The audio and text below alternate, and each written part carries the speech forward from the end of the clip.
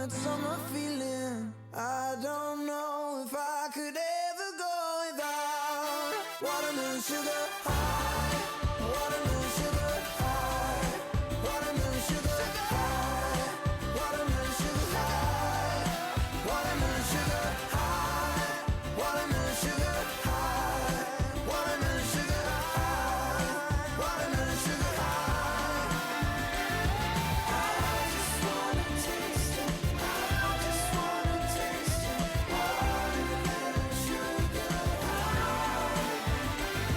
I just wanna taste it. I just wanna taste it. Watermelon sugar high. Give you no feelings. My heart is breaking, knowing you're not living like you. Please don't shout, I think you'll make it out, no doubt. I think you'll land on your 2 feet. I think you'll figure these things out. Saying slow your roll, you think the worst stuck on my own. I branded on the side of your face when you don't know if anyone's home. And I know that you know that I know that you know it's hard. You don't have to spend your weekends in the dark. Yeah, I know, I know, I know, I know it's hard. Trying to find somebody to love. Come visit me on the West Coast, baby, I let go. Won't care about the things they say that we can't do. They hate you out on the East Coast, give you no feedos. My heart is breaking, knowing you're not living like you. Come visit me on the West Coast.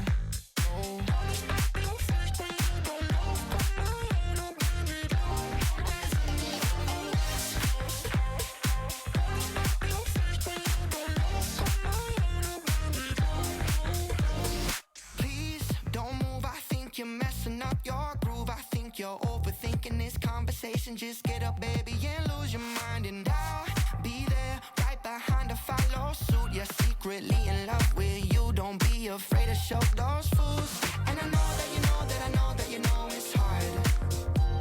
You don't have to spend your weekends in the dark. Yeah, I know, I know, I know, I know it's hard. Trying to find somebody to love. Come visit me on the West Coast, baby, I let go. Won't care about the things they say that we can't do. They hate you out on the East Coast, give you no feedos. My heart is breaking, knowing you're not living like you. Come visit me on the West Coast.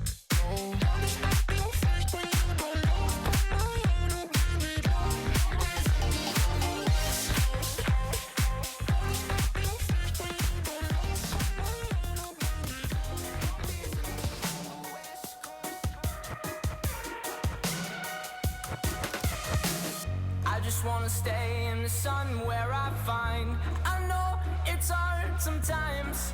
Pieces of peace in the sun's peace of mind. I know it's hard sometimes. Yeah, I think about the end just way too much. But it's fun to fantasize on my enemies who wouldn't wish who I was. But it's fun to fantasize. Oh, oh, oh, oh, oh, oh, I'm falling, so I'm taking my time on my ride. Oh, oh, oh, I'm falling, so I'm taking my time on my ride.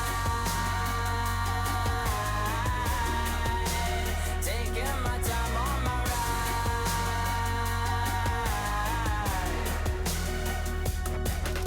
I die for you, that's easy to say. We have a list of people that we would take. A bullet for them, a bullet for you, a bullet for everybody in this room. But they don't seem to see many bullets coming through.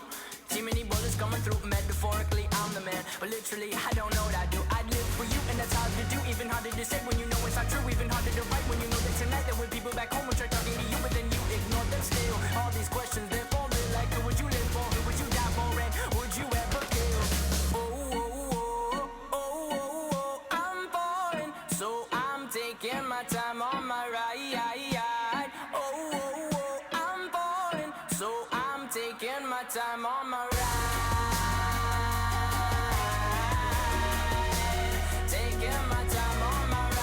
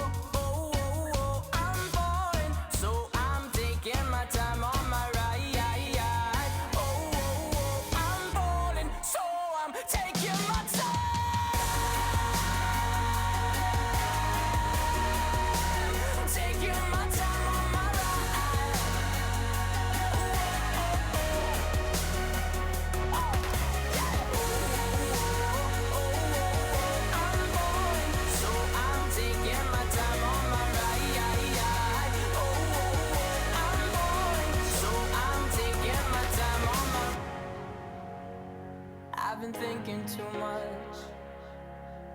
Help me. I've been thinking too much. Help me. I've been thinking too much. I've been thinking too much. I've been thinking too much. Help me. I've been thinking too much. I've been thinking too much. I've been thinking too much. Help me. I want you to be happier. I want you to be happier. When the morning comes and we see what we've become. In the cold light of day, we're a flame in the wind, not the fire that we begun.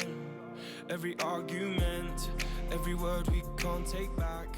'Cause with all that has happened, I think that we both know the way that the story ends. Then only for a minute, I want to change my mind. 'Cause this just don't feel right to me. I wanna raise your spirits. I want to see you smile. But no, that means I'll have to leave.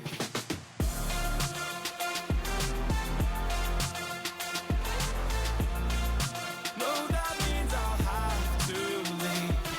Lately, I've been thinking. I want you to be happier. I want you to be happier. Welcome, everyone, to the opening ceremony of our 76th Annual Bleeding Disorders Conference, hosted by the National Bleeding Disorders Foundation. As we prepare to begin, we kindly ask that you make your way to your seats. Please take a moment to silence your mobile phones and any other electronic devices to ensure an uninterrupted experience for all. Our program will commence shortly. Thank you for your cooperation. I want to see you smile. No, that means I'll have to leave.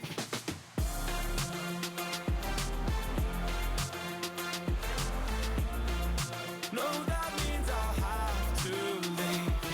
Lately, I've been thinking. I want you to be happier. I want you to be happier. So I'll go. I will go.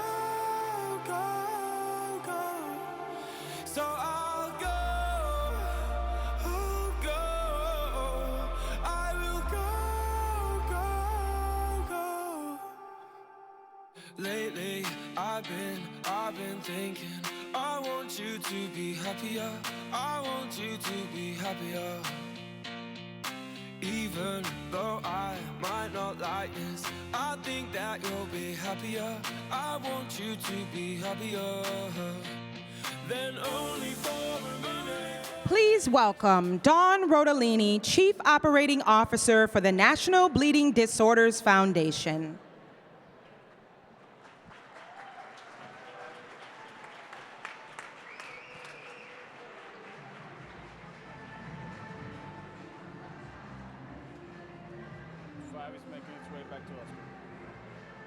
Come on in.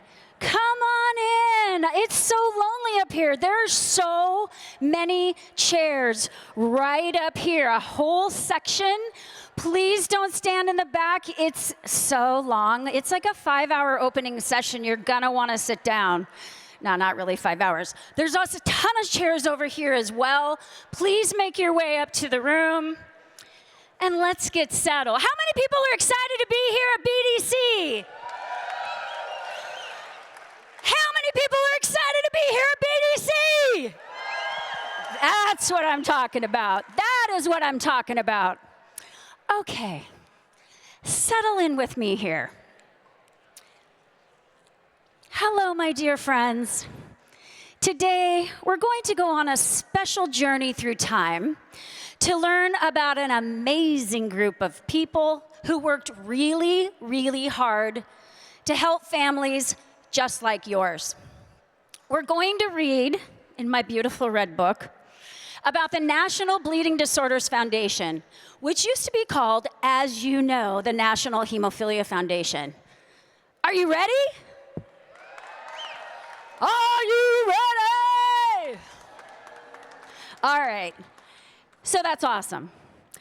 Our story begins a long, long time ago in a galaxy far, far away. when the world was very different. Back then, there were no advanced medicines to help people with bleeding disorders like hemophilia or von Willebrand disease. Can somebody tell me what hemophilia is?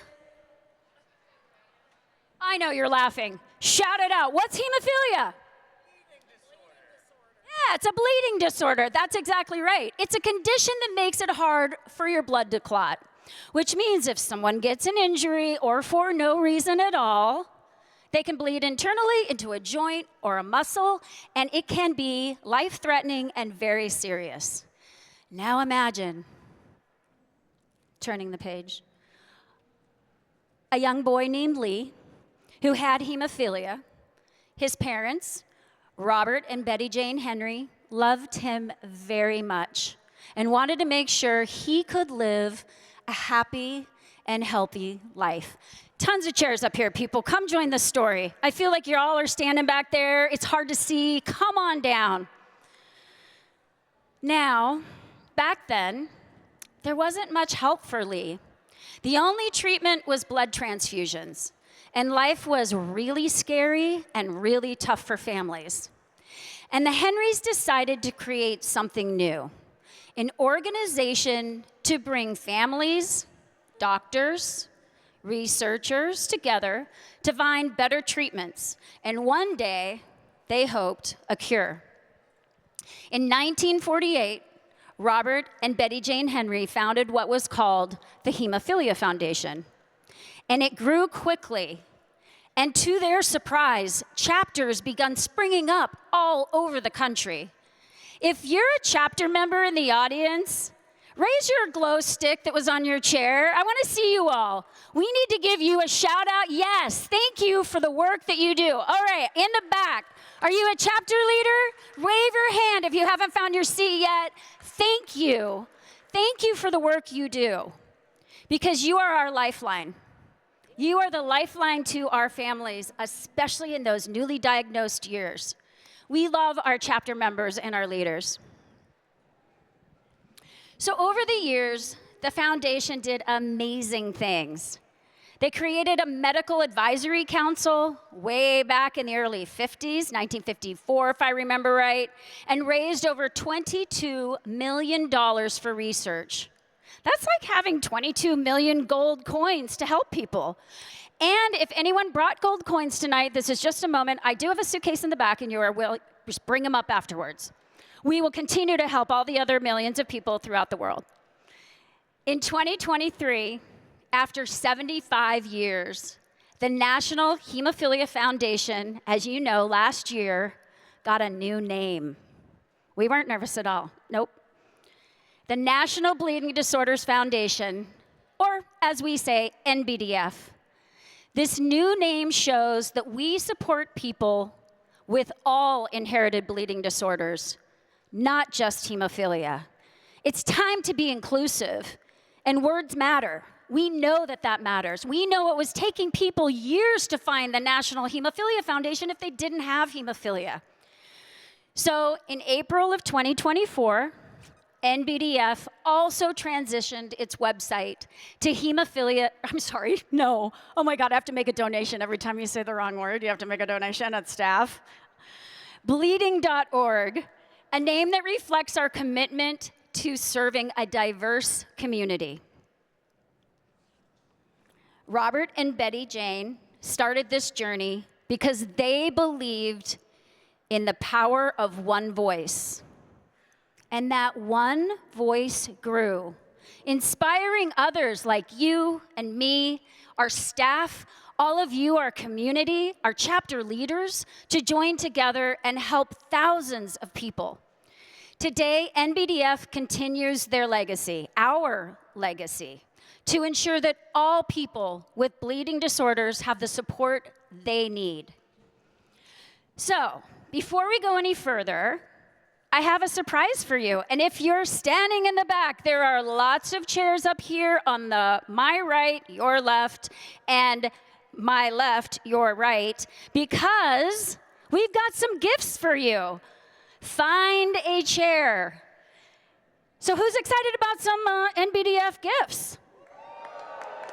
Yeah, it's the merch, right? Look on the seat of your chair, and if you have a yellow NBDF star, raise your glow stick. We've got NBDF staff in the audience to help find you. And if you didn't find it, move chairs. Did you get it? I think I see somebody over here. Is that right? Congratulations. Someone will deliver your prize shortly. Keep your glow stick risen, please, until you get it. Yeah. It's worth it. Dig deep. Millions of dollars in your seat. Or not. But it is a really cool prize. All right, we have a second gift for one lucky audience member. Who will it be this time? Look on your chairs again, and if you have a pink NBDF paper with a logo on it, then you're our next winner. Raise your glow stick up high so we can get that prize to you, and stand up if you can't find the NBDF staffer. And then, yay, right up here. So NBDF staff, I see up here, the lights are not blinding me at all, I promise. Right here. Awesome. And now let's see who gets to our final prize. If you have a green paper on your chair with the NBDF logo, green, raise your glow stick up high and say, over here. And our team will deliver your prize shortly. Any over here's?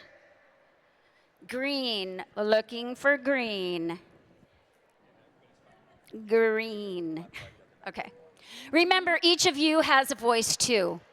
Just like Robert and Betty Jane Henry, your voice can make a huge difference. When you see something that needs to change, speak up, share that thought. Your voice has the power to help others and create something amazing. That is the magic of history. It's made by people just like you, working together every single day. And I want to thank you from the bottom of my heart, and all of us at NBDF. Thank you for the difference that you are making every single day. Really, give yourselves a round of applause. Look at this. You know what this is, right? This is our family reunion. Because we are a family. Every year at BDC, I cannot wait to see my friends that I haven't seen since last year. So thank you for making the effort and being here. And now, it is my honor and privilege to welcome the Georgia Boy Choir performing One Voice.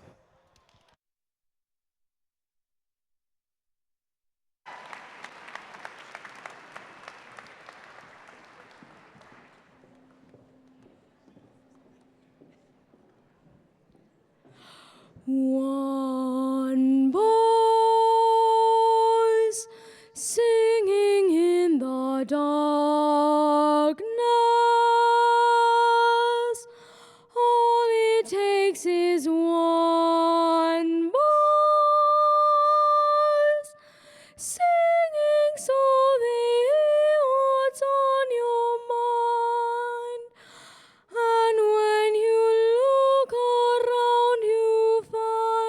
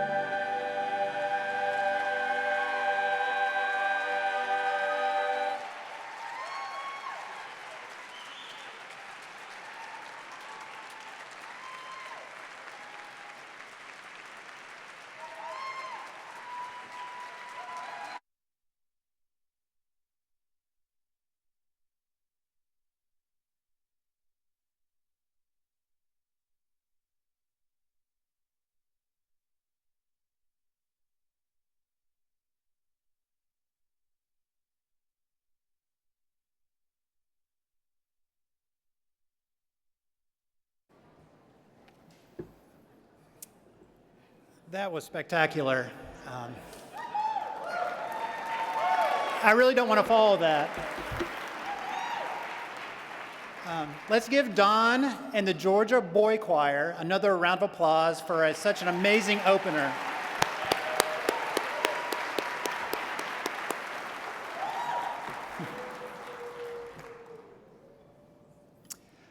Good afternoon, everyone, and welcome to the National Bleeding Disorders Foundation's 76th Annual Bleeding Disorder Conference. My name is Ryan Griffith, and it's my honor to serve as the board chair of NBDF. As I stand here tonight, surrounded by so many passionate and dedicated individuals, I can't help but feel a sense of pride in how far this organization has come. Over the years, we've grown from a small group of families fighting for blood donations and better futures, empower the community united by sharing commitment and improving lives of those living with inheritable bleeding disorders. And this conference is a testament of that journey. We're here in Atlanta at the Georgia World Congress Center to celebrate the progress, learn from one another, continually to work and make our community so strong.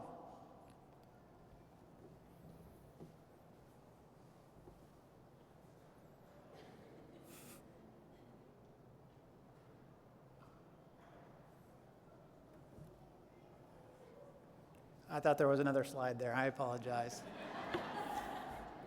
It said it on the teleprompter. The NBDF family has packed the next few days with incredible sessions, inspiring speakers, and opportunities to connect with each other in meaningful ways. As we celebrate and share our experiences, I encourage everyone to join the conversation online. Let's spread the word about our amazing work we're doing here by the official hashtag #PoundBDC2024 on social media. Whether it's a highlight from a session, a memorable connection you have made, or a moment that moves you, let's share it to the world.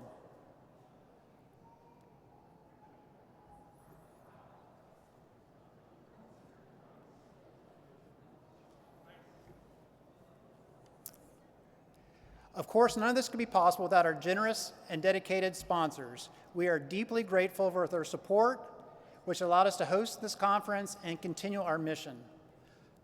To all those sponsors, thank you for your unwavering commitment to our community and our cause.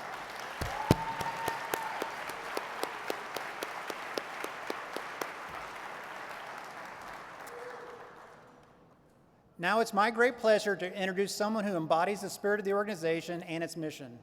He brings with him a wealth of experience, a deep passion for our cause, and a vision of the future that I know will inspire us all. Please join me in welcoming Phil Gattone, our new president and CEO of the National Bleeding Disorders Foundation. Phil, you got the stage. Thank you. Really appreciate it. Thank you.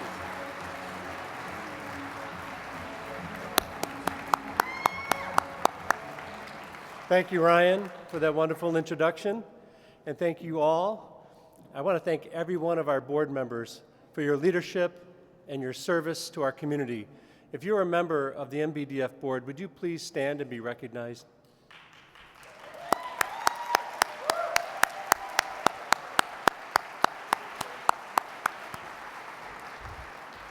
Also, thank you to everyone here tonight for traveling near and far to join for NBDF's 76th Annual Bleeding Disorders Conference.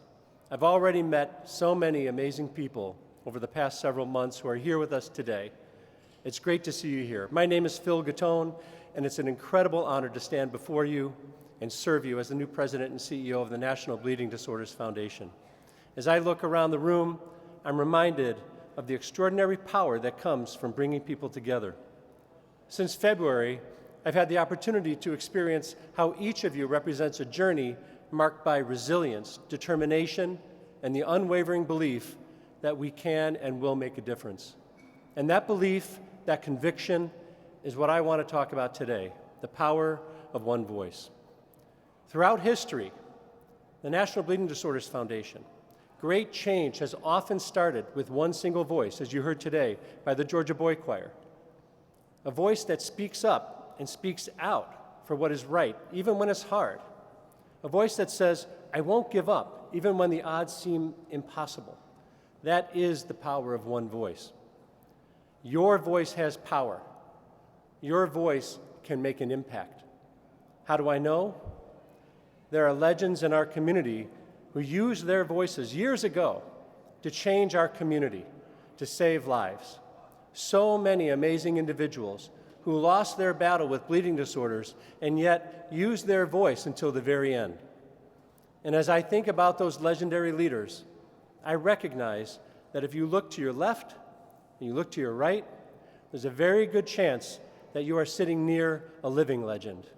There are people here today who have endured great sacrifice, but persevered, and through their pain, they overcame the discrimination and that sacrifice. And in listening to several living legends and reading about those legends who are no longer with us, one common theme comes through to me loudly and clearly. Their common wish, their dream, is that we will remember that their sacrifice has and will continue to provide a special gift to all of us who are newer to this community. Their dream is for us not just to survive, but to thrive, to be able to have experiences they missed out on, to live well, to enjoy a completely different quality of life. And all they ask is that you build on their legacy and use your voice, and that we as a community use our collective voice to change the future for those we love and for those who will come after us. And don't we owe it to those who made life better for us to make life better for those who haven't yet been introduced to our community? Some people look at NBDF as an institution or even a company or an organization. To me, NBDF is a parent making impossible decisions for their child, a friend who is taking time to become educated about how they can help. It's the lived experience expert, a healthcare provider, a researcher, or an advocate. Or all of us are NBDF. NBDF is our community. It certainly isn't me, and it isn't an address or a building. You are NBDF, and we are NBDF. When you speak up and use the power of your one voice, you're not just helping yourself, you're helping our entire community. That's not just about what we can do individually, but what we can achieve together in the years to come. Our community voice, united, can bring about more breakthroughs than we've ever dreamed of. The cures those legends fought for and are still fighting for. The policies we need to protect access to care. The support systems that will ensure no one is left behind. As we engage in the sessions, discussions, and the activities over the next few days, please remember that your voice has the power to amplify the needs of our community, to educate those who don't yet understand, and to advocate for the changes that will make a difference in our lives and in the lives of those who come after us. And don't forget to take that power online as well. Share your experiences, your insights, and your hopes with the world using our official conference hashtag, #BDC 2024. Let's make sure that our voices are heard far beyond the walls of this conference center. To our sponsors, thank you for believing in the power of our collective voice. Your support is a testament to the impact we can achieve when we work together. Thank you for being an outstanding partner for the bleeding disorders community and NBDF. Now, before we move on to the next part of our evening, I'd like to ask all of our NBDF staff to stand or raise your glow sticks in the air. It takes countless hours to make this annual conference a success. Thank you to our conferences and travel team, led by Maria Salas-Pia.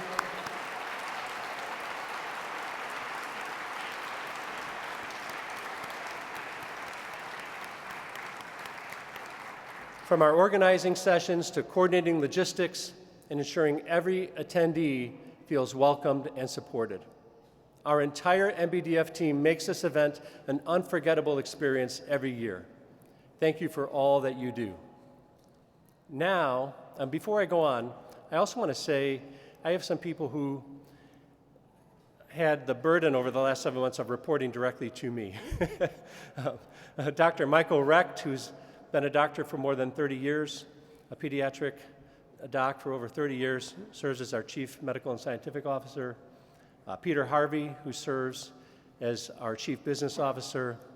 Dawn Rodolini serves as our Chief Operating Officer. And Terry Willie, who serves as the Executive Director of our Pathway to Cures affiliate. They all report to me, and they've been a huge help as we've moved forward, and that really goes for our entire staff. I just want to say thank you for the warm welcome.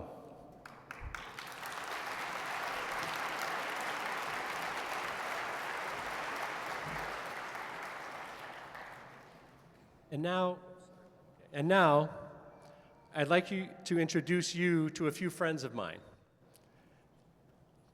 First, I'd like to introduce Dr. Amy Dunn from Nationwide Children's Hospital. She's coming up here. Amy serves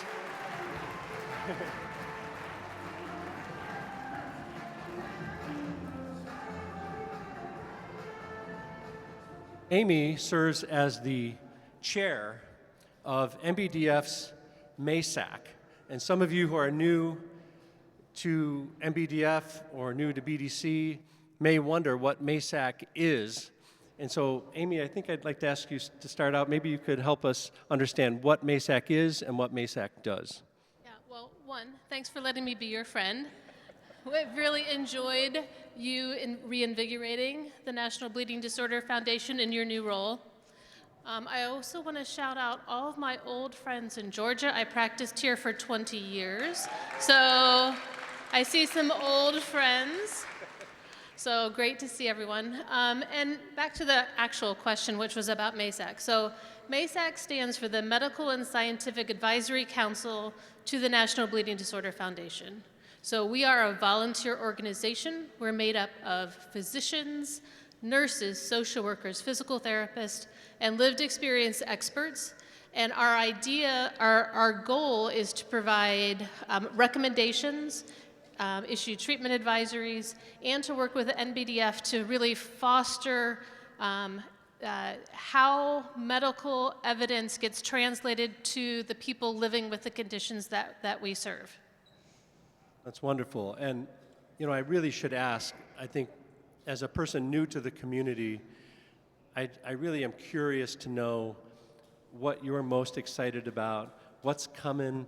Just generally speaking, you've been doing this a long time, and I know that there are a lot of things happening right now. What are you most excited about? Well, it's a really great time to be in this field. We've come a long way, and we have a long way to go, but one, I'm excited that the National Hemophilia Foundation became the National Bleeding Disorder Foundation, so it became more clear that we serve all people with all bleeding disorders so that everyone is welcome in our community. I'm also excited that we have newer treatment options that are either here or coming soon that will allow us to individualize care to you. So what are your goals? What are your needs?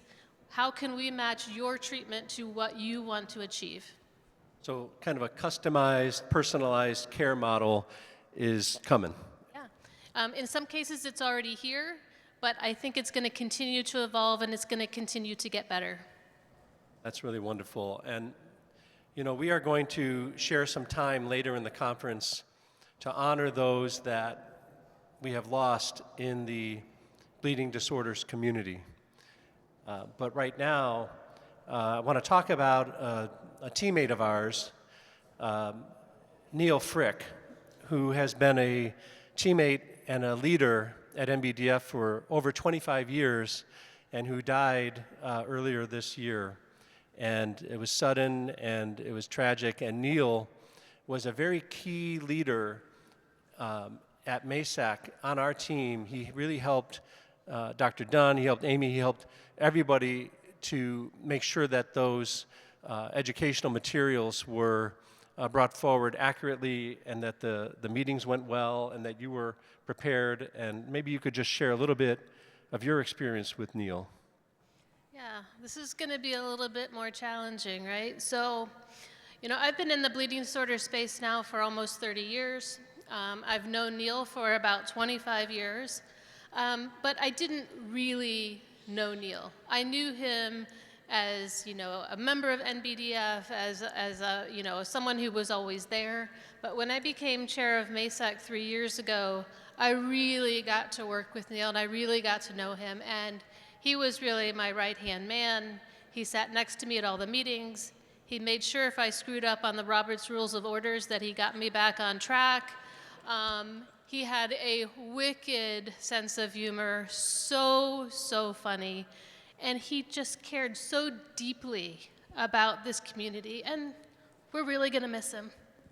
Yes, we are, and it's that kind of camaraderie that I'm finding more and more as I get to know our leaders in our community. And I just want to say, Amy, thank you for your leadership for so many years as a healthcare professional and as an advocate and as a friend.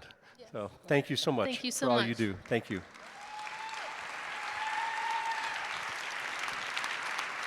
And Amy's going to slide down just a little bit because there are a couple more people I want to introduce you to. There are two women who help lead our health equity, diversity, and inclusion initiatives at NBDF. Can you help me welcome Karina Lopez and Marissa Melton to the stage?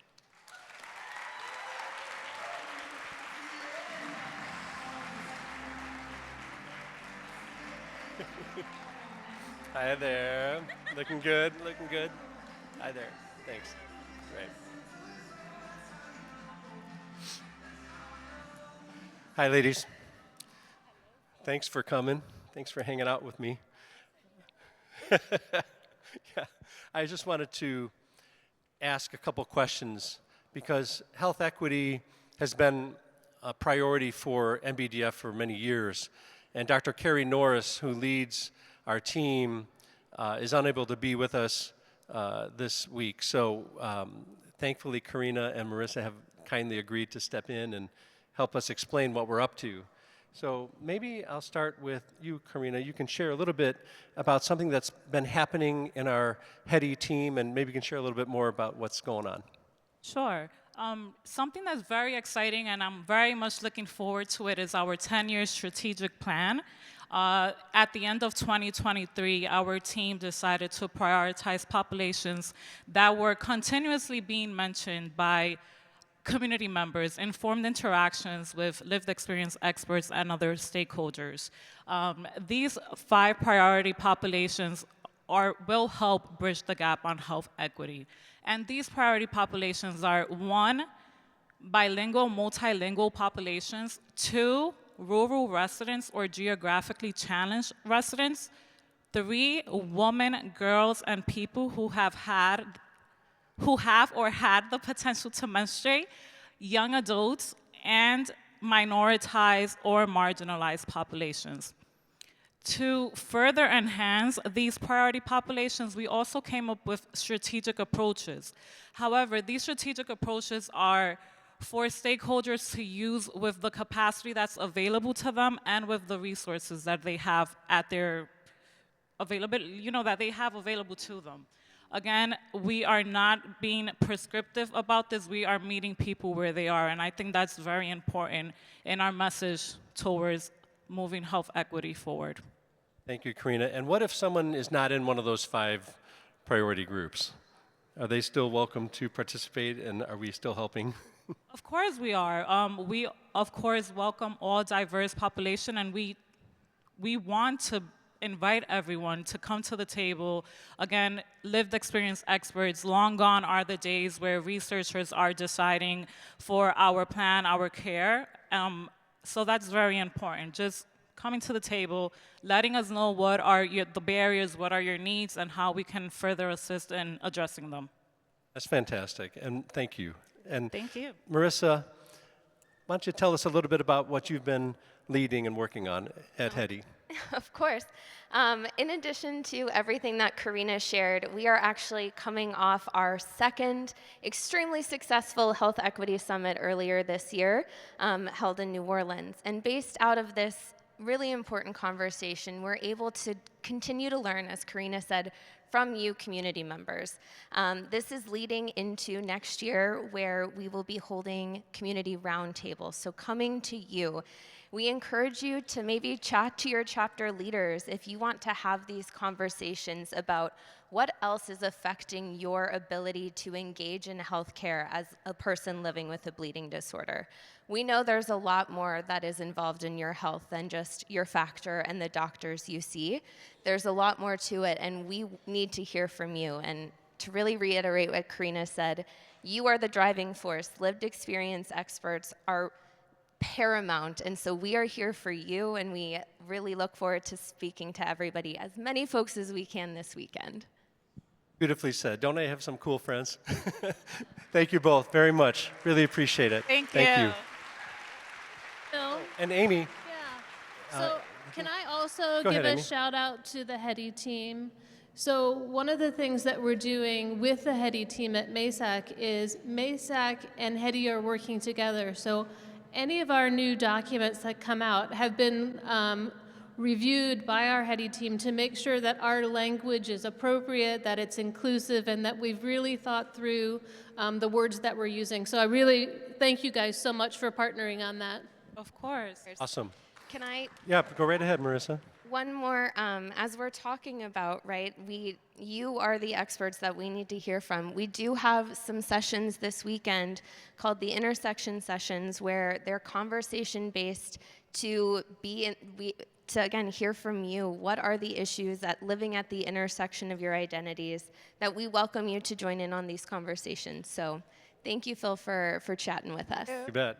Thank you so much, ladies. Really Thank appreciate you. it. Okay, I have another friend. So I'd like to bring out someone who has a lived experience and who has participated in our National Youth Leadership Institute. Would you please help me welcome to the stage Paxton Mills?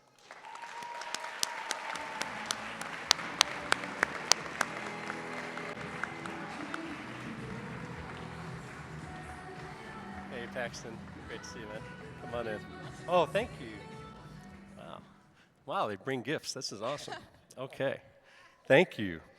So, Paxton, congratulations on your work with NYLI, is what we call our National Youth Leadership Institute, NYLI.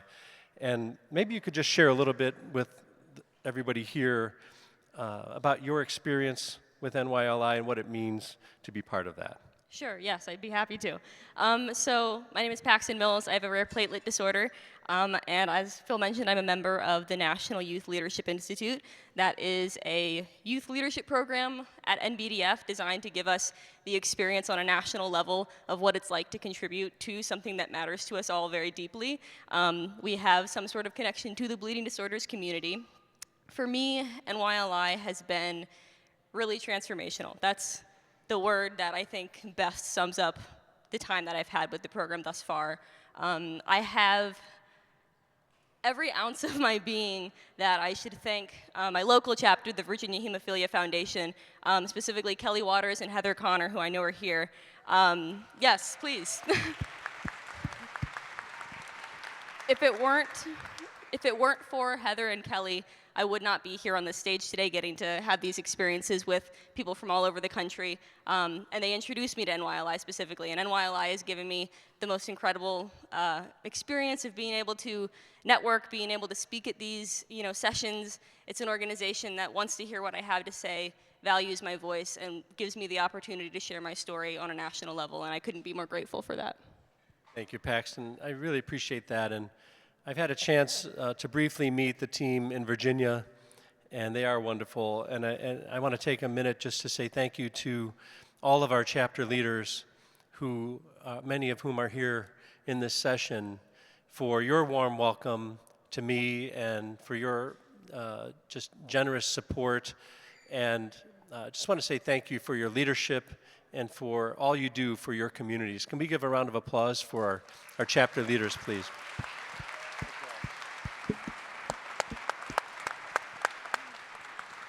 So Paxton, tell me about your dreams, your future. Where are you going based on your experience with NYLI? What are you going to be doing with your life? Yes. So what NBDF has given me is, and I think this is probably a shared experience among most people in the room, is community. It's a community that I didn't know I needed for a very long time since diagnosis. I didn't know that I needed to be around other people who had bleeding disorders, right? But now that I have it, I can't imagine not living with this. I can't imagine how my life would be if I didn't have this.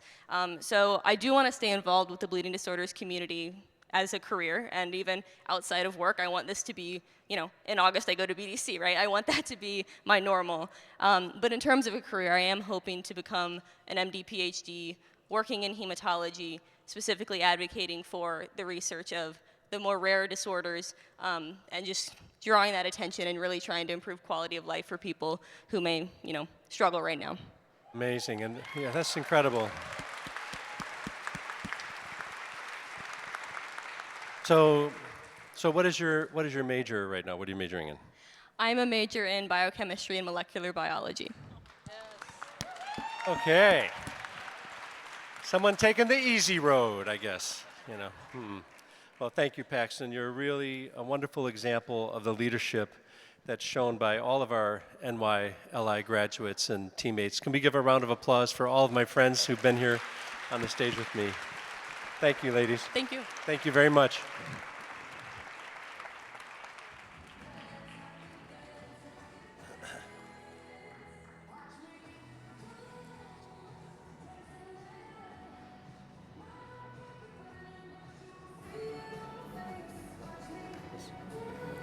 Amazing people, amazing leaders. I want to shift gears and say we all agree that public awareness of bleeding disorders needs attention, and needs attention not only within our community, but needs attention beyond our community. This is very personal to all of us. Now, I know someone who can help us talk about it to the broader community in ways never done before. I'm excited to bring out a celebrity friend who's been on many amazing TV shows and films. Take a look.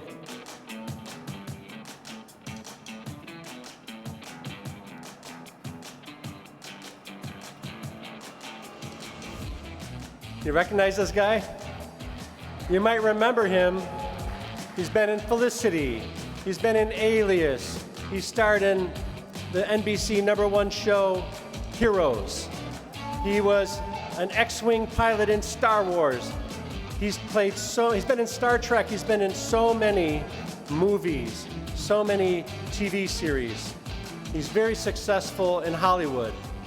But in addition to all of that fame and all of that experience as an actor, Greg Grunberg has done something really, really special.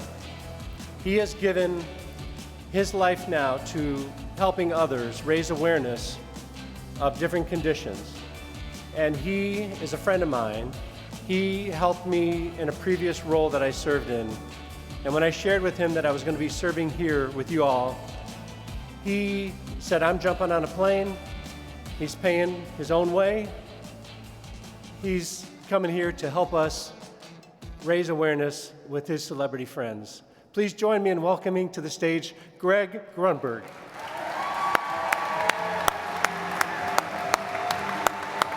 Oh, yeah.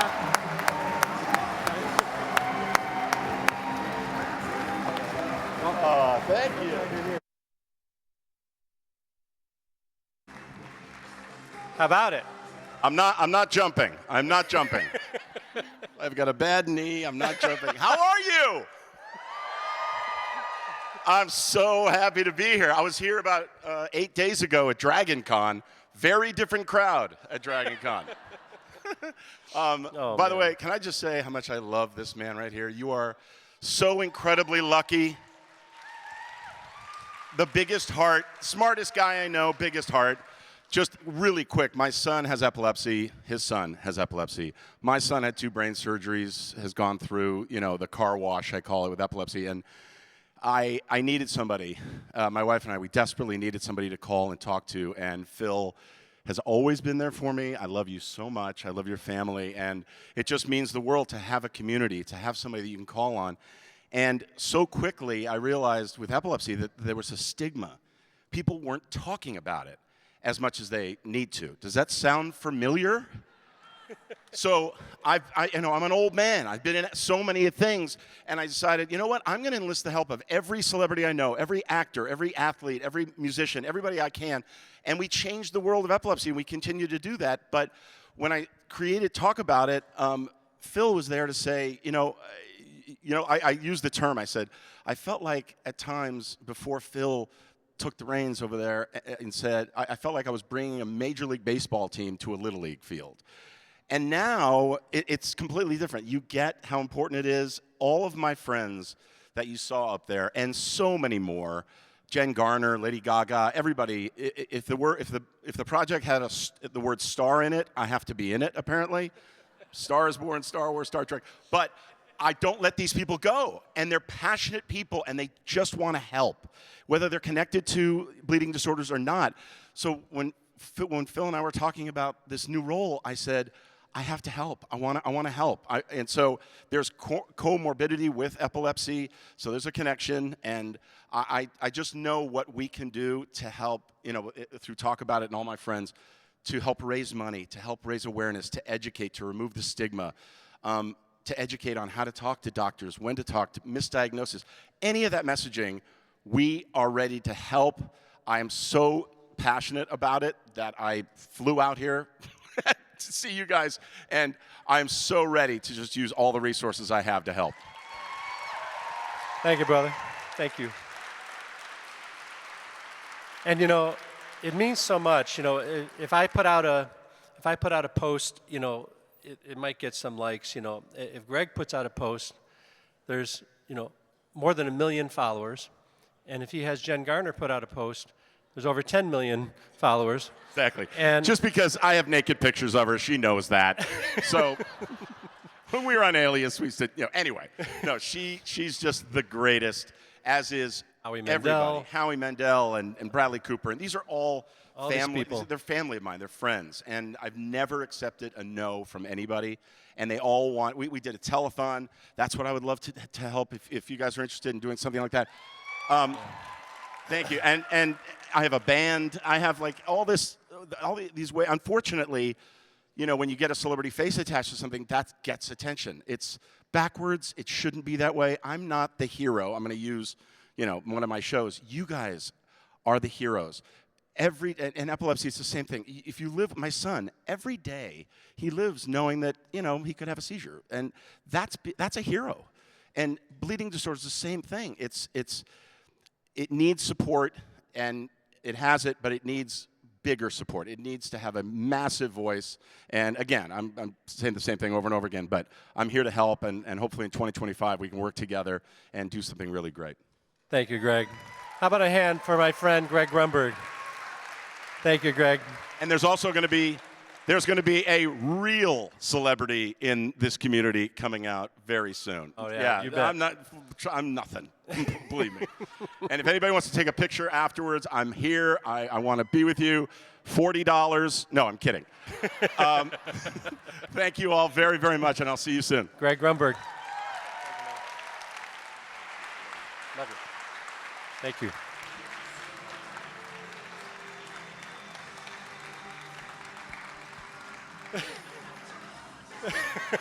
All right, he did it. Okay. Thank you, Greg. Wow, that's a whirlwind. Okay. I want to thank each of my friends for joining us today. We're so fortunate to have the expertise of Dr. Amy Dunn, chair of MASAC, who continues to drive our medical knowledge forward with passion and dedication, Karina Lopez, Marissa Melton from our health equity team, Paxton Mills from NYLI, and Greg Grunberg. Let's give them all one big round of applause. Thank you.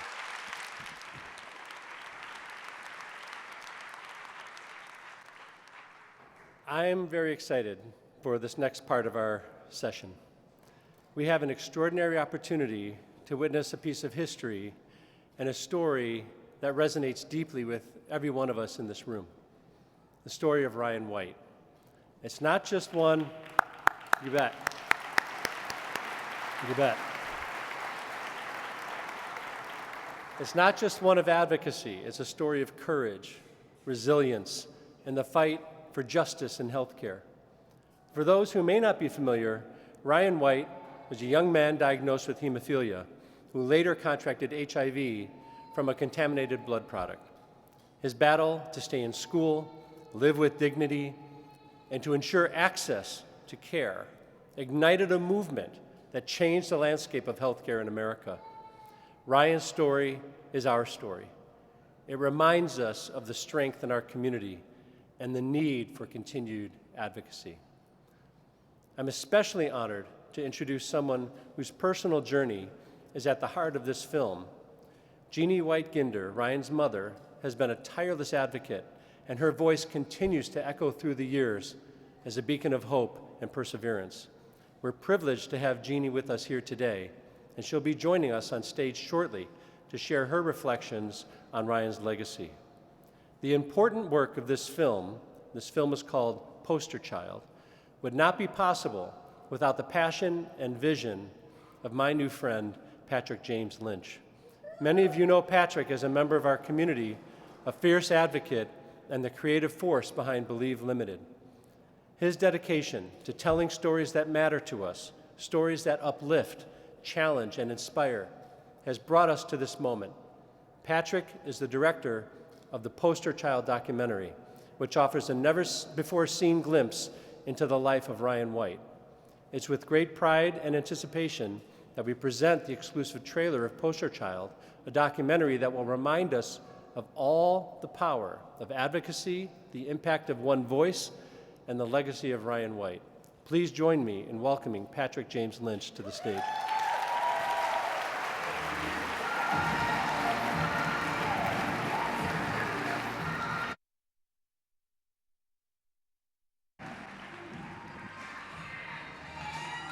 How about it?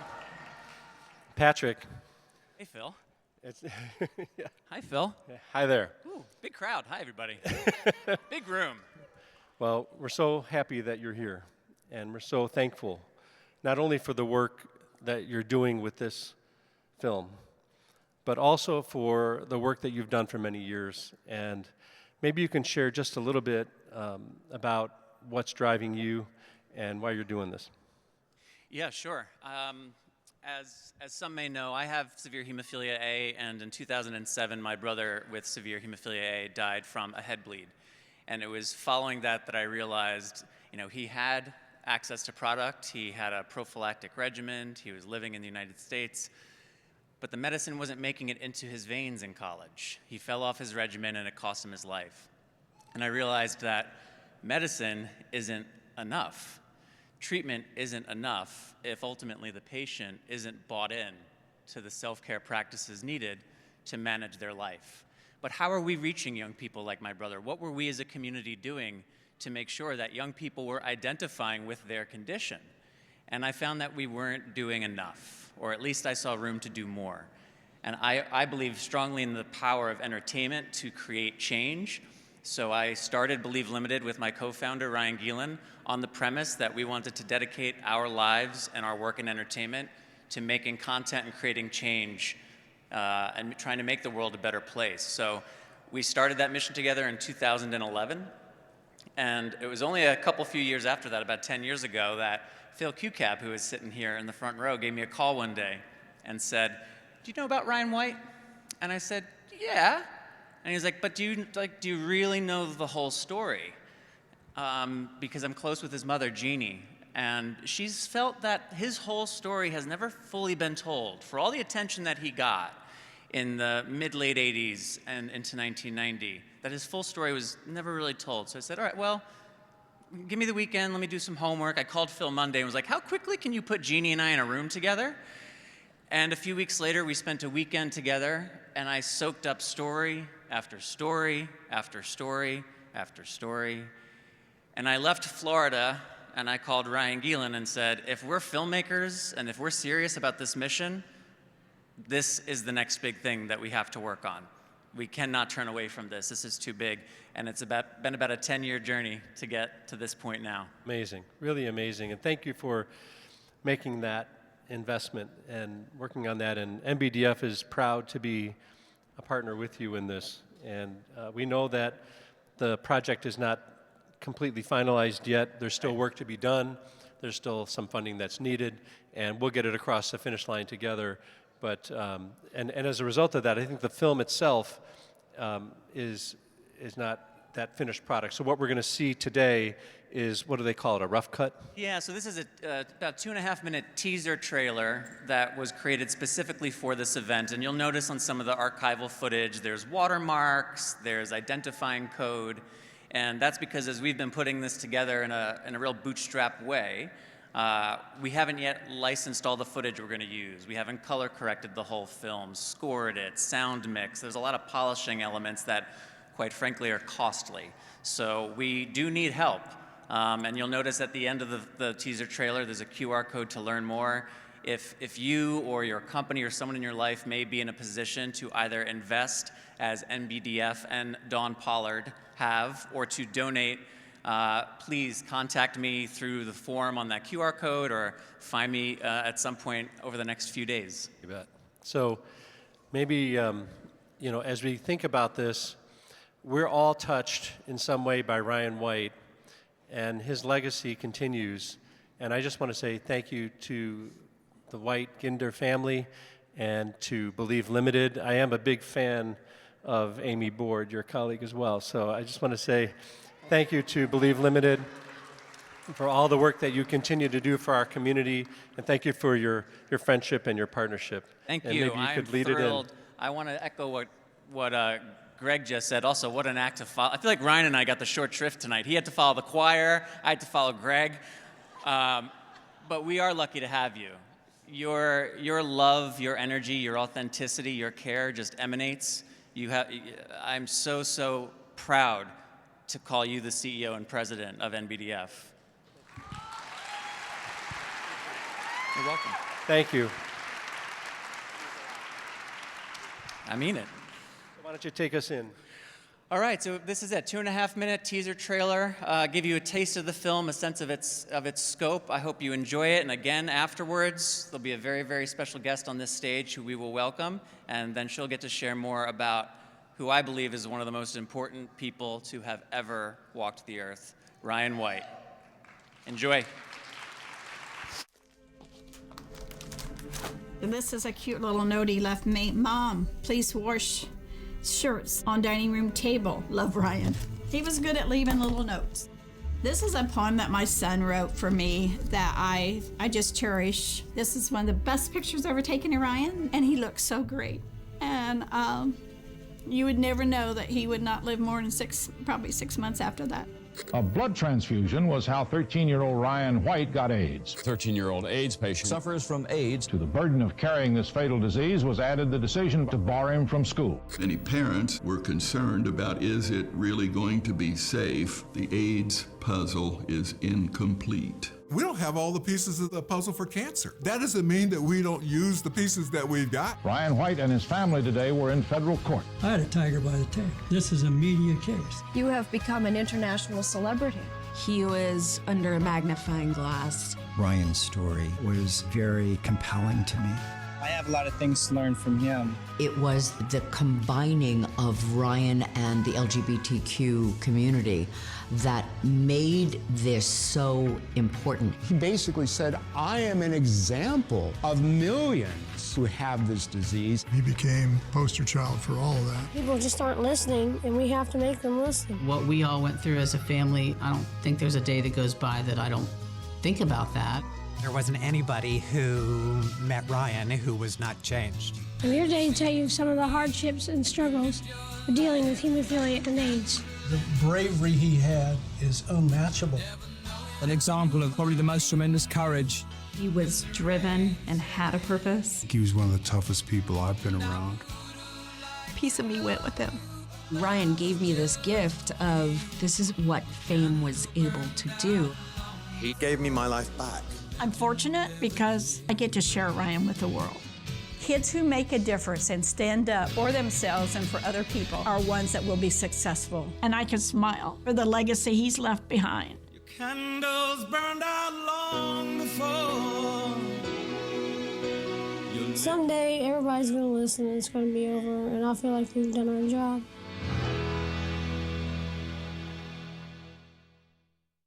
Ladies and gentlemen, Jeanne White-Ginder.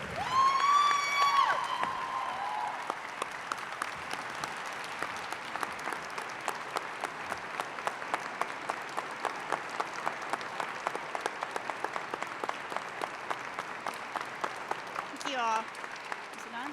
Okay. Jeanne here. Thank you, thank you, thank you. So this one's good. You're all set. Thank you, thank you, thank you. Welcome, everybody. I'm so proud to be here. It's been a long journey. My name is Jeanne White-Ginder, and I'm the mother of Ryan White and Andrea White. I have a daughter who was often left out of the story because the focus was on Ryan.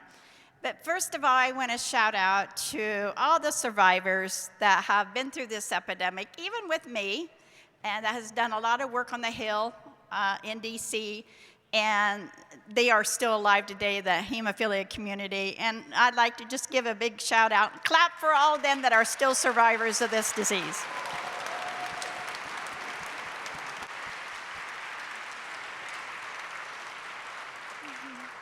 I'd also like to take a moment of silence for the people that are no longer here, not just my son, Ryan, but many mothers who I know that have had the same heartache as I have had. And it was a rough road for the hemophilia community and losing so many young people. But could we have a moment of silence, please, for those people that gave us to where we are today? Thank you.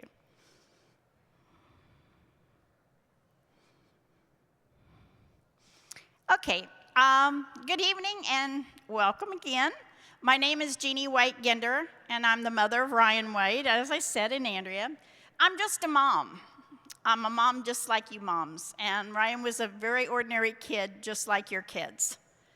But because of a misunderstood disease called AIDS, my life changed overnight. It was not anything I thought I was going to have to worry about or experience. But in 1984, my son Ryan White was diagnosed with AIDS. He was one of the first children and first hemophiliacs to come down with AIDS. It was a new disease. It was fatal. People were scared. People thought that maybe kissing, tears, sweat, and saliva might spread AIDS. People thought mosquitoes and fleas might transmit AIDS. And we definitely saw how hysteria could overcome a community and nation. People would tell me it's God's punishment for people who do bad things. They said that there's funny things going on in that household. That's how that boy really got AIDS. And I would try to explain to people he got it from his factor used to treat his hemophilia. Well, people didn't know anything about hemophilia either, so therefore they thought that we were making up excuses. Ryan was born with severe hemophilia with less than 1% clotting, factor A. And from the time he was born, we were fortunate because factor had not quite been available, but we were fortunate enough to get it. When he was first born, the hematologist told me, he said, Ryan will never be able to play contact sports. They said he'll never be able to have any major surgeries.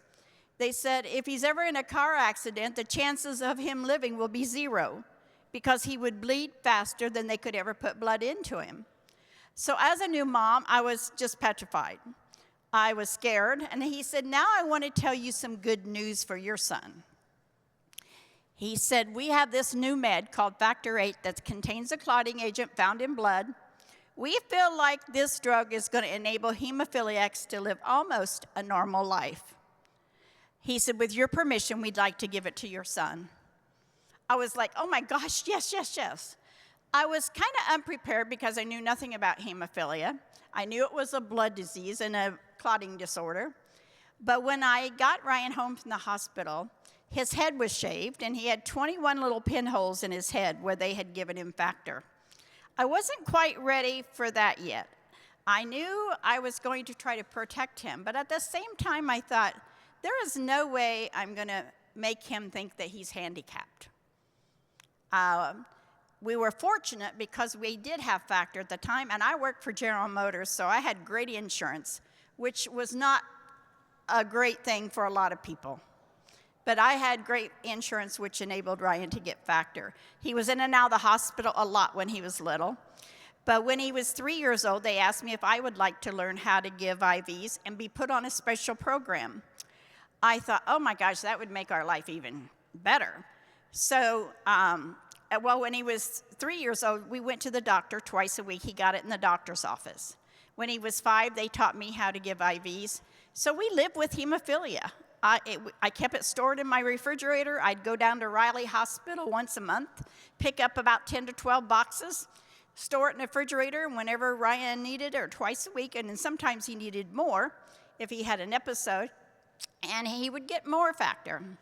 So we just dealt with hemophilia. But when he was 9 years old, he come home from school, and he said, Mom, please, can I play Little League?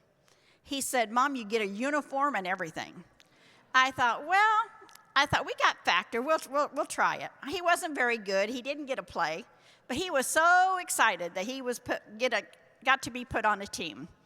I always stressed to Ryan how important his education was going to be to him, but Ryan loved school, absolutely loved. He looked every day, laid his clothes out every night, before, so he knew what he was going to wear. And he was good at school. He made very good grades. And so I was just very proud of that. But we dealt with it. But all of a sudden in 1984, Ryan was very sick the whole year.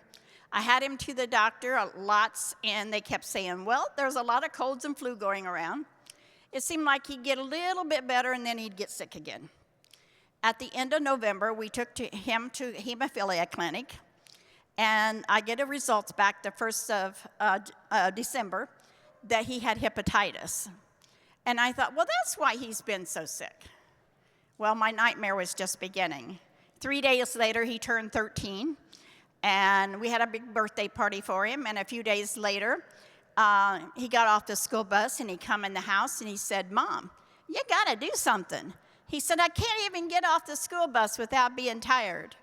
He said, we had to run a lap today at school, Mom, and the teacher got real upset because I couldn't finish. He said, Mom, I don't understand what's going on with me. All of a sudden, 3 days after that, he started running 103, 104 fever. They put him in the hospital. He was diagnosed with pneumonia in both lungs. They treated him for bacterial pneumonia, and he never got any better. Finally, they decided to transfer him to Riley Hospital. In the emergency room, Dr. Kleiman met me. He said, we feel Ryan has TB, cancer, or possibly AIDS. They ruled out TB, and that left cancer or AIDS. The only thing I knew about AIDS at the time was I had seen people on TV just wasted away. And I thought, well, there's no way my son could have AIDS. Well, this was just the beginning. I knew as soon as they told me that he had AIDS, they said, we need to do a biopsy. I said, well, Ryan can't have any surgeries. They said, this child's going to die if we can't find out what's wrong with him. Well, they needed to do a biopsy. I consented. They gave him Factor. The results were sent to Denver, Colorado. There was no AIDS test at the time, of course.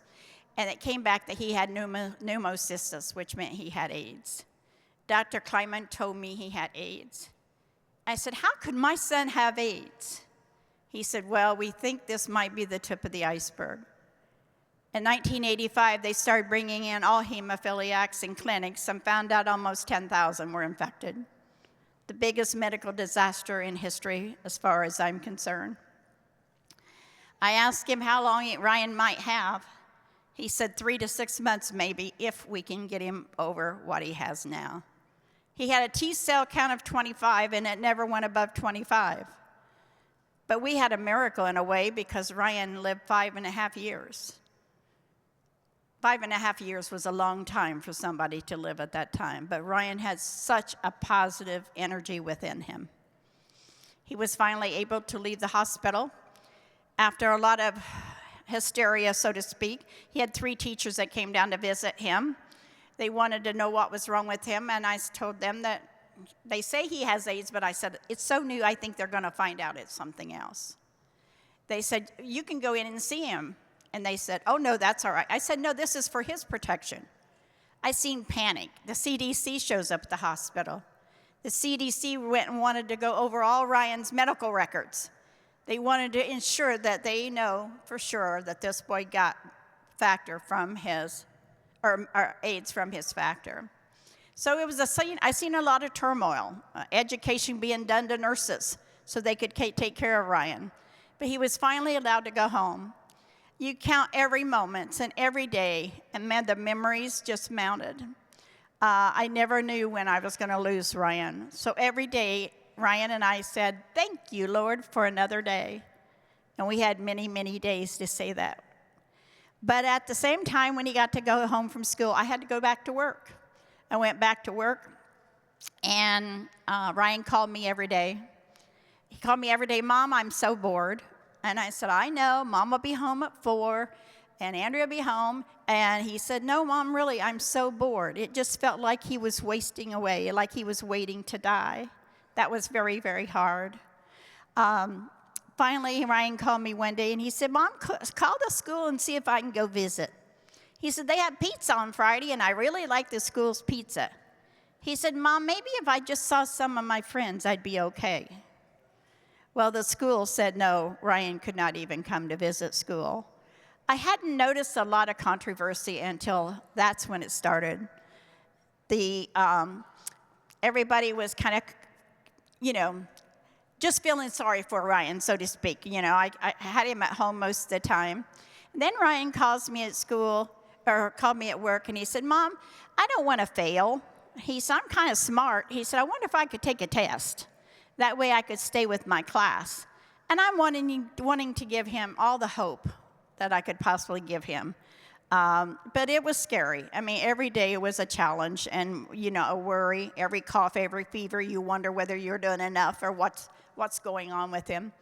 But Ryan kept surviving. He kept doing very well. Finally, the school said, well, Ryan needs to probably take the 7th grade over again. They said, just be patient. The school board's going to vote in July whether to allow Ryan in school or not. Well, July came, and they had a press conference, and we didn't know about it. It broke over the wires that they were not going to let Ryan in school for next year. So the media overnight were camped out at our house. We couldn't go anywhere, do anything. It was a world news story.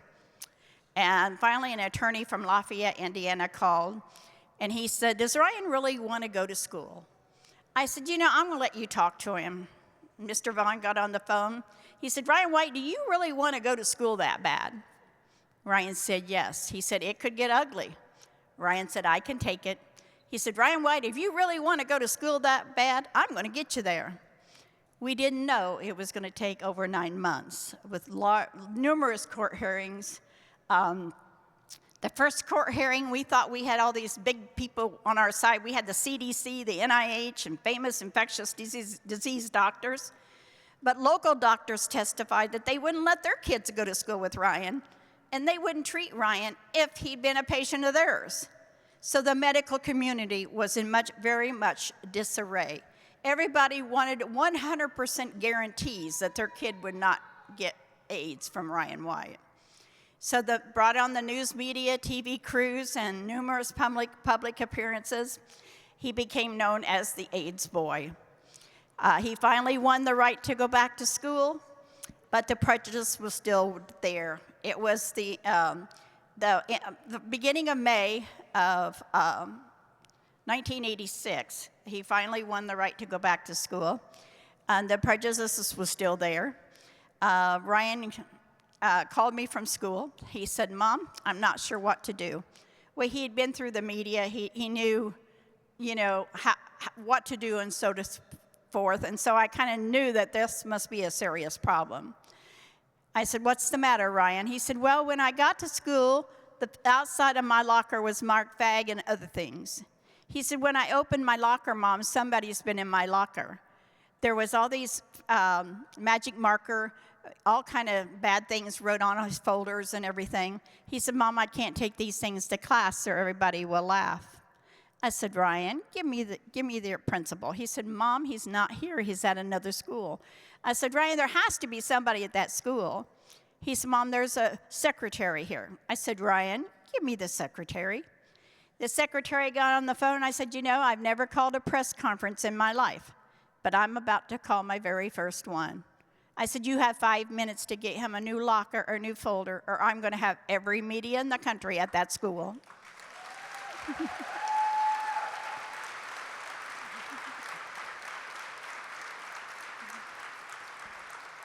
Ryan calls me back about 10 minutes later, and he said, Mom, everything is cool. He said, I have a new locker. I got new folders. He said, really, Mom, everything is okay. But because he had won the right to go back to school, a made-for-TV movie was made about his life. With that TV movie, we were able to move to Cicero, Indiana. Not knowing whether we'd have the same situation, the president of the student body lived 3 doors down, which we did not know. Jill Stewart went to school and told Tony Cook, the principal, she said, let's make Ryan White welcome here. The kids did mass education. They went home and educated their parents. And the first day we moved in, 5 kids stopped by the house to introduce themselves to Ryan. I had 3 mothers that stopped by and said, if you ever need anything, we're here for you. Ryan said, for the first time, Mom, I've got all these kids fighting this disease with me. I'm not fighting this disease alone. He went to proms and he went to dances, and he was able to live a relatively normal life, but being in the limelight. The media continued to follow Ryan everywhere he went. He spoke before the Presidential AIDS Commission. He spoke before 10,000 teachers at the Superdome. Terry Berm from AMFAR called me. He said, you know, we're having this first ever AIDS event in New York. Can you and Ryan come? And Andrea too. We went to New York, and Ryan went on Good Morning America, and David Hartman asked him, he said, Ryan White, who are you looking forward to meeting at this AIDS benefit? Ryan said, oh boy, meeting Elton John, definitely. And I thought, well, I always loved his music, but I always thought Elton was a little different and kind of weird. And I tell you, people, be careful what you say. Elton ended up being my best friend in the whole world, and he still is here today.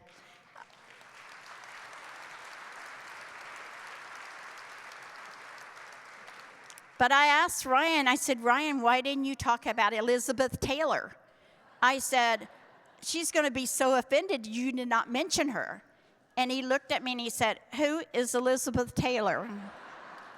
I did not think to prep him about how important it was that she was lending her name to this AIDS epidemic. This was something we were so new at, and we didn't do everything right in probably the way we should have done it, but we took every day one at a time. I prayed a lot. I asked the Lord every day, Lord, help me not to say anything I'm going to be sorry for later. Because I thought someday these people are going to see themselves on TV, and they're going to say, you know, oh my gosh, I can't believe I said that. So every day I said, Lord, help me not to say anything, because believe me, I wanted to. Ryan took everything a lot nicer than I did. But the very last event that we did was with Ronald and Nancy Reagan. And they were having an Oscar party in California, and they asked if we would come. And Ryan said, you know, we've never heard Reagan mention the word AIDS. He said, you know, if he'll be there, I'm going to be there too. So we flew to California, and that was Ryan's last event. We did the event, and the next night we flew home. Well, Elton heard that we had flown home, so Elton followed behind us, and Ryan entered the hospital for the last time. Another famous person was Michael Jackson. Michael Jackson had befriended Ryan. He called the hospital, and Elton was doing everything in the hospital. He was just taking messages, answering phone calls, seeing who could come and what media was allowed and all that. But Michael, he got a telephone line, ran to Ryan's room, and Michael Jackson called Ryan's room. Elton John, we answered the phone, talked to Michael. He said, Michael, we'll put the phone up to Ryan's ear and you can say what you want to, okay? Michael said, fine. He put the phone up to Ryan's ear, and I looked at Elton, and he had tears just running down his face. I went over and put my arm around him, and I said, "What's the matter?" He said, "You know, with all the money that's in this room, we can't bring this boy back to life." It was a realization to Elton. In every interview he does, he contributes his life being saved because of Ryan White. He had all the money he could ever spend, but he didn't have his health. A few days after Ryan's funeral, Michael came to Ryan's funeral, but Michael said, "You know," he said, "I promised Ryan he could be in my next video, but now that he's gone, I can't put him in my video." And I tell you, Michael did a video for Ryan. And to me, it's called Gone Too Soon, and it's for everybody, everybody, young and old, that's died from AIDS because they've all gone too soon. People ask me, how can I do what I do after losing my son to AIDS? You know I'm going to see Ryan someday soon, and he's not going to have hemophilia, and he's not going to have AIDS. Thank you.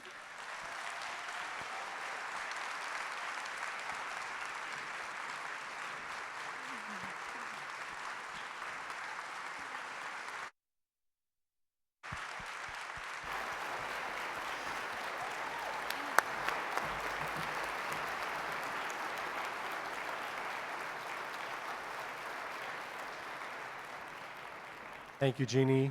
Thank you so much. On behalf of Ryan Griffith, our board of directors, our staff, we just want to give you a little token of our appreciation for your life of leadership. Ann has something else she wants to share with you. So, Jeannie, as you know, NBDF has been partnering over the years with the AIDS Memorial Grove in the Hemophilia Circle. And I want to let you know that we are donating $10,000 to continue to add the names to the circle because everybody belongs. And we just want to thank you for your leadership and for your advocacy. Thank you.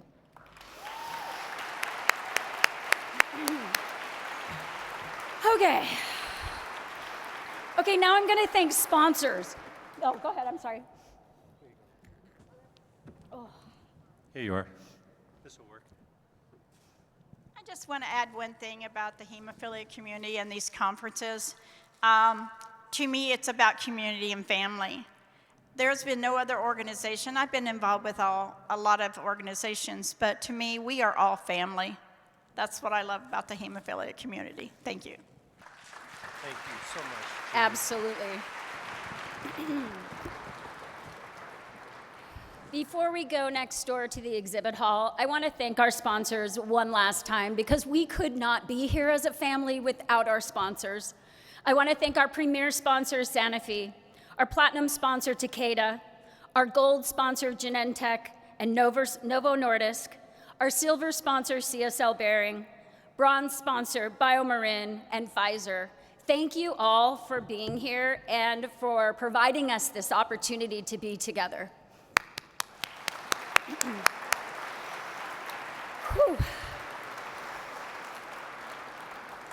Last and certainly not least, I want to thank you all for joining us for this incredible opening session and for being part of our 76th annual family reunion, also known as the Bleeding Disorders Conference. A special thank you to the Georgia Boy Choir and our amazing speakers for sharing their insights and stories. Absolutely, worth celebrating. And now, as we continue this journey together, please take the little gifts from your chairs with you as you head over, right next door, to the BDC welcome reception in the exhibit hall where we can connect and hug and celebrate and kick this conference off in style. Enjoy the evening. I look forward to saying hi to all of you and seeing you all here. Enjoy the Bleeding Disorders Conference of 2024. Thank you. Devil's knocking at my door. Whoa, out of my mind. How many times did I tell you I'm no good